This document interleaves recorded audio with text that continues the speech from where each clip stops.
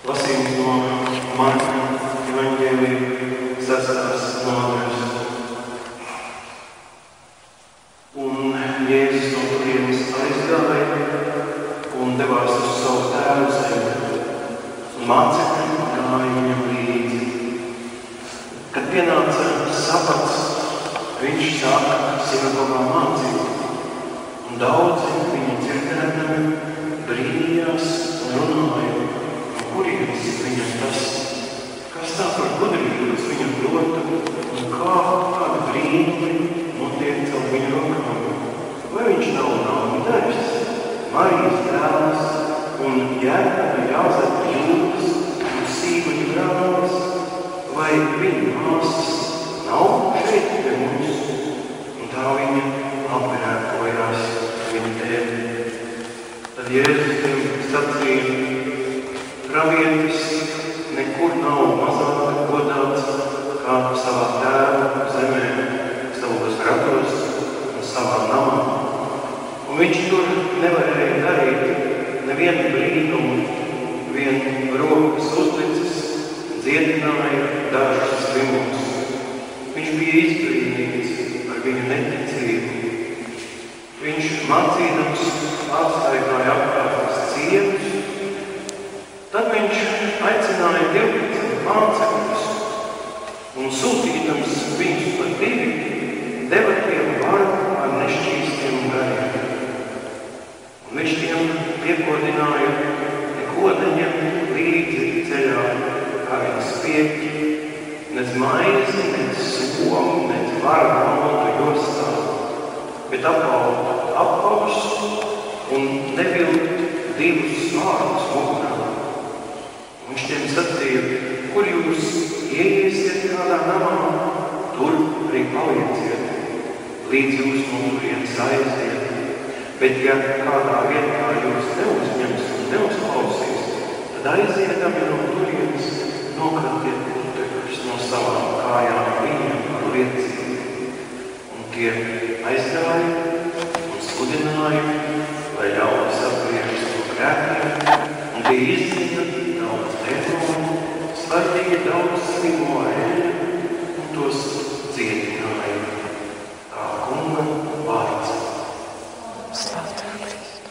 Nāc Dievs ar savu svēto garu un palīdz, lai mēs Tavus vārdus saprotam, ieraugam, pieņemam, lai tie mūs dziedina. Jo Tavu vārdu ir mūžīgā patiesība. Āmen.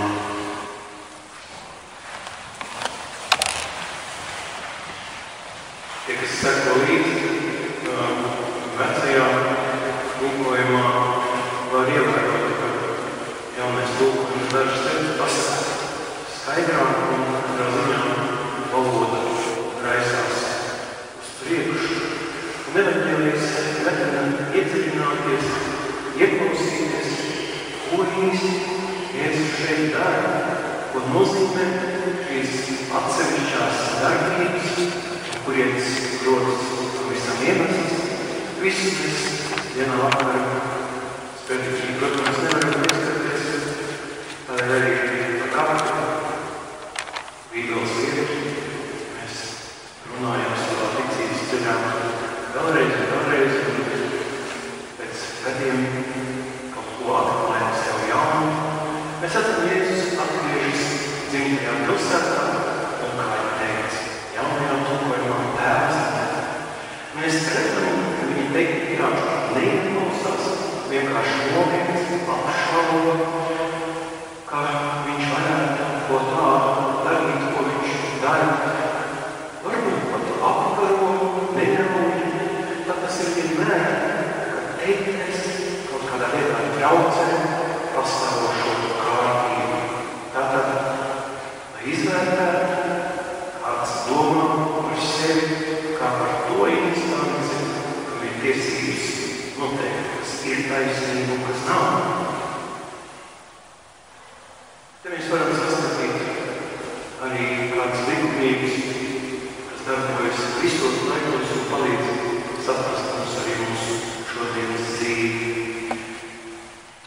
Atgriešanās mājās. Mums tā vienmēr prieku. Te gaida, pat katru vakaru ir labi, ja kāds mūs sagaida mājās, ne tikai kā pazudušo dēlu satieši no grēkiem, arī katru reizi, kad es ilgāk prom. Ar dzimto vietu katram saistās atmiņas, un līdz ar to tāds kā cerības atgriezties savā iepriekšējā dzīvē, kur varbūt nebija tik daudz problēmu kā šodien, nebija kāds atbildības, kas esam izauguši, un kā cilvēki saka, kā amigdolē zāle toreiz bija zaļā.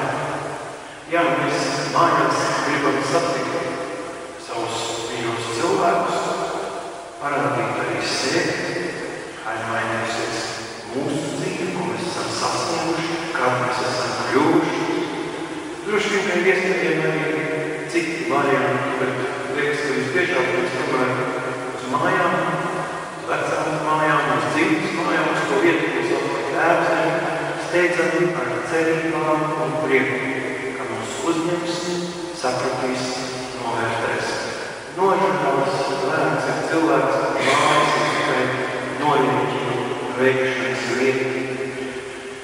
Tas, ka mūsu tauta ir bijusi spiesta, bijusi izklīst rindā ar visu plašo pasauli, vairāku 100 gadu garumā, gandrīz kā Bībeles tauta, kas tika aizvest ar vārdu, bet mēs jau viena gadsimta robežās vairākas reizes esam bijuši spiesti lielākā skaitā doties prom karlaikā, lai lāptu vienkārši kā šodien dzīvot pasaulāt savu dzīvi no naidniekiem, bet arī miera laikā, lai labāk varētu iekārtot savu dzīvi. Pirms vairāk 100 gadiem, 19. gadsimta beigās, latvieši brauc uz Sibīriju pēc zemes. Arī netālu Estāvas apgabalā baptisti bija pirmie, kas tur ievesti protestantisko ticību, arī braukām pēc zemes. Bet tad bija arī laiks jūnija 14. ko mēs nesen pieminējām, kad vairākas reizes latvieši tika izvesti piespiedu kārtā. Bet šī labā zeme jūras krastā, kas daudzām tautām ir tikai sapnis, mums ir dota, lai piepildītu to uzdevumu, ko Dievs mums ir līdz. Turpināt cilvēku dzimtu šajā vietā, atjaunot un uzturēt mūsu saiti ar radītāju. Varbūt bērnam var likties, ka viņš dzīvo tikai tādēļ, ka jau ratos smilšu kastē, cert kūks, šūpotos, bet mēs taču varam atcelt acis no šīs te savas ikdienas, kas mums katram kaut kādā smilšu kastes veidā ir priekšā, un ieraudzīt to lielumu uzdevumu, kas ir pāri visam Dieva vēlēšanos būt ar mums. Tā, Jēzus nāk pie savas dzimtās pilsētas iedzīvotājiem, lai kādā veidā viņiem darīt zinām šo prieku vēsti. Sākums patiešām ir priecīgs, viņš sāk mācīt sinagogā, visi nāk klausīties, bet tad ir vilšanās un nesaprata. Kā Ecēķiela vecās derības laikā, kā Pāvilam būs vēlāk, kā Luteram, kādēļ viņš nesaprata, kādēļ visi novēršas, kādēļ nepalīdz mājās kā dzimtās sienas un ir jāpavērā, lai saglabātu dzīvību.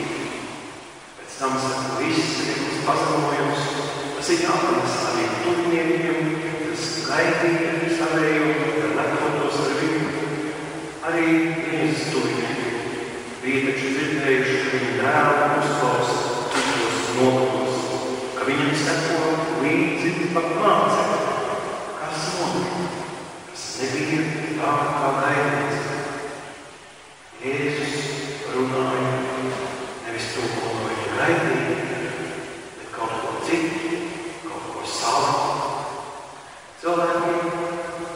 gribēja palikt, ka vienmēr gribu palikt ierastajās robežās, kuras visi zina no galvas.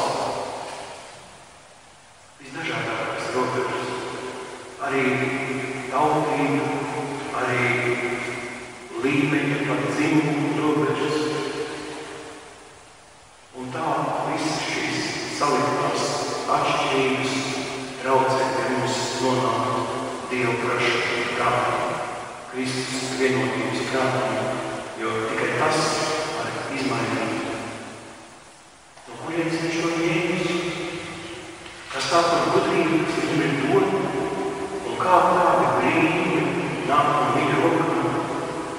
Pēc šī pirmā izbrīnuma noteikti nāca arī bailes, kā no visa nesaprotamā, mēram bailes. Neticība Jēzus tika pamatot ar to, ka viņš nav nekas vairāk kā cilvēks. Kā piedalību iesaucot viņa ģimeni. Tādēļ šeit ir tas jautājums, vai tad viņš nav vecāki, brāļi, māsas, cilvēki, kas atnākuši turpat sēž, blakus klausās, kā viņu brālis māca savas pilsētas ļaudis. Un tā visi tuvinieki tiek pazemoti. Tieši viņa līdzi dusmams Jēzus saka, mēs iesim prom. Mēs te vairs necīnīsimies un nemeklēsim taisnību, jo tas būs nevis uz mana, bet uz manu tuvo cilvēku vietu. Viņiem tāpat priekšā vēl ir daudz ciešanu. Arī šajos laikos daudz bieži iegājis par baznīcu, par ticību, arī par pašu Dievu iegājis. Reizēm gribas jautāt, vai tiešām nav bailes par to, ko tu neko nezini. Tā nav drosme. Tā patiešām ir neticība, apmātība, acu aizmālēšana, vai arī ticība kaut kā pavisam citu, kam nav ar šo dzīvo Dievu sapratu, bet par elpu ir kļūst šodienas dzīvi, kurā liekas, ka visu varētu saviem spēkiem piepildīt. No šīs te ļaužu reakcijas Jēzus saprot vienu lietu. Jūdu tauta nav gatava viņu vārdus pieņemt. Ne tikai savā pilsētā, bet tā tas acīm redzot, ka arī citās vietās, kur viņš tagad iet. Un brīnums tos tos visi ir gatavi rastīt, skatīties, tad brīdi nedomāt, ka tas tad ir tas, kurš ko tādu spēja paveikt. Tam viņi labprāt tic, ka ieradies kāds prasmīgs cietnieks un steidz izmantot viņu pakalpojumus. Ar brīnumiem vien bez jaunas ticības sēšanas nekas nevar tikt panākts. Tā nevar pārliecināt par Mesijas apnākšanu, kuram pēc tam visiem vajadzēs sekot. Tādēļ visas lietas, ko Jēzus dara, pakāpeniski pieaug, līdz pat vētras, varenas dabas signīs apsaukšanai, līdz pat Lācera augšām celšanai. Un dzimtā pilsēta Jēzus dod signālu, ka ar viņa vienu mācīšanu nepietiek. Viņš var būt tikai vienā vietā. Un viņam ir jāsaka mācīt, rādīt zīmes, stāstīt par savu skolotāju, lai slavu par viņu celtos visā zemē, un lai tiktu sagatavot un tiktu gaidīt viņu ieiešanu Jeruzālēmā. Šeit ir mācību sūtīšanas noteikumi, ko šeit dzirdējām, bieži tiek visādi locīti, pārprast un apzināt citādi pastiet, lai atkal izstiet Kristus sekotājus, kā te rakstīts, ka visi ir jāatsakās. Sūds ir tas pats apostols. Sūtnis ir sava sūtītāja pilnvarots ārstāvs, kas darbojas tāpat kā viņa sūtītājs. Mēs to labi saprotam, kad runājam par vienas valsts pilnvarotu sūtni. It kā viens cilvēks, aiz viņa stāv visa viņa valsts. Un katrs vārds, ko viņš saka, ir teikts šīs valsts spēkā. Mēs redzam, kā ieklausās Amerikas Savienoto Valstu vai Vācijas vai Lielbritānijas sūtņu teiktajā, arī Krievijas sūtņu teiktajā var patikt vai nepatikt, bet sūtņa vārds ir gods un atbildība. Tieši tā mums ir jāuztver arī Kristus sūtņu apostuļi, kas darbojas Kristus vārdā, aicināts un iecelts Dieva vārda kalps. Arī mēs šos vārdus atkārtojam katrā dievkalpojumā. Tas ir Kristus spēka apliecinājums un viņa klātbūtne katrā grēksūtnē, katrā vakarēdienā, jo es sūtņu stāv pats sūtītājs. Citādi jau nebūtu vērts šur nākt.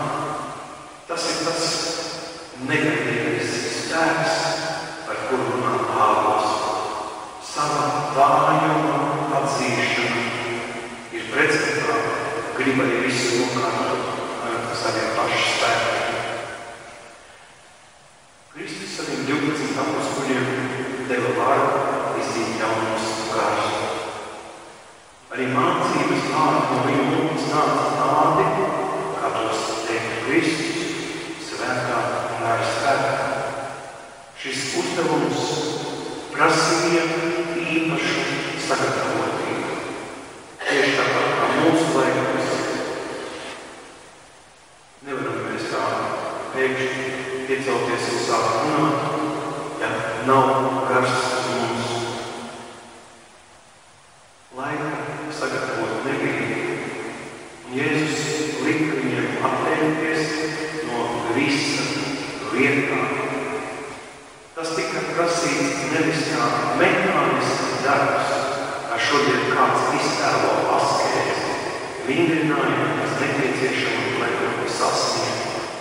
Atteikšanās bija un ir nepieciešama, lai radītu dvēseles disciplīnu, lai veidotu attieksmi pret lietām, norūpītu sevi un galvenais, lai aizgriestu prom domas no sevis, lai domas būtu par Kristu. Tieši tā, kā mēs esam aicināti nākt pie svētā vakarēdienā. Nevis, lai domājot par sevi, saviem grēkiem un vēl kaut ko, bet domājot par Kristu. Jūdi sekoja savas paustības mācītāju ticībai. Un, lai mainītu šo savu ticības ceļu, bija nepieciešams ieraudzīt jaunas ceļu zīmes, kuras tad arī viņiem deva mācīt. Šī atteikšanās, sevis iztukšošana no vecā ir visa sākumā, jo tā tiek atbrīvota vieta Kristum. Arī mums Jēzus vārdi ir vajadzīgi, jo tie rāda, ka mums ir jāpareiz visu laiku kontrolēt, ko mēs darām. Tā ir tā sevis aizliekšana, lai pilnībā varētu paļauties un būt pārliecināti par Kristu, nevis par sevi.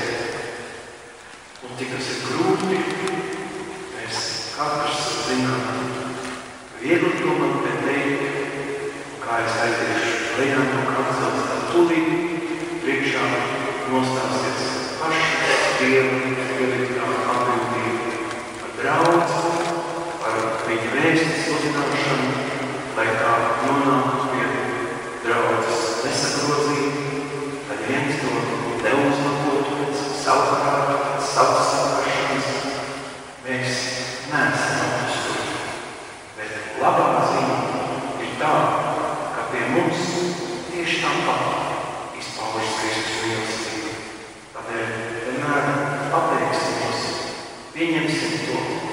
dzīvos ar tās spēku. Turēsim to savā lūgšanā, jo atkal pateikt to ir tik vienkārši, bet mācīties to piepildīt ir vajadzīgs viss mūsu ticības ceļš visām